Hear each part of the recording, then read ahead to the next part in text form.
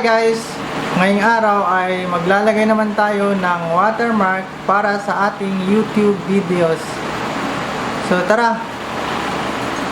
Okay guys, so una magle-layout muna tayo ng ating watermark gamit ang Adobe Photoshop. So open natin ang Adobe Photoshop. Click File, then New.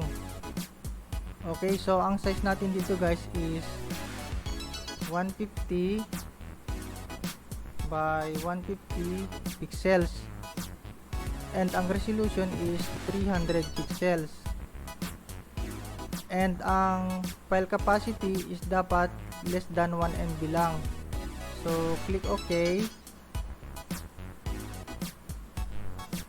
Okay guys, meron tayong naka-prepare dito na layout material. So ang gagawin na lang natin ay i-drag natin dun sa size na ginawa natin sa Photoshop. So yan, adjust lang natin ng konti. Okay, yan, dapat 1 to 2 colors lang ang kulay na gagawin kong layout guys, alinsunod dun sa instruction ni YouTube. Pero since makulay ang ating logo, hindi ko siya sinunod. So yan guys, ganyan lang kasimple ang ating watermark. So save na natin siya. So click natin yung file, then save as. And ang file format natin is PNG. So ang file name natin, family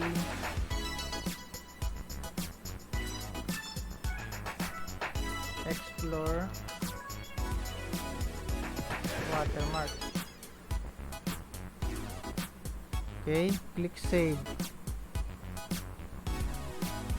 Then punta na tayo dun sa ating YouTube channel. Okay, so click YouTube Studio. Then click settings. Under settings, click channel. Then branding. Okay, click natin yung choose image, saka yung ginawa nating watermark, then open. Okay, meron tatlong option dun sa display time guys. Una, end of video.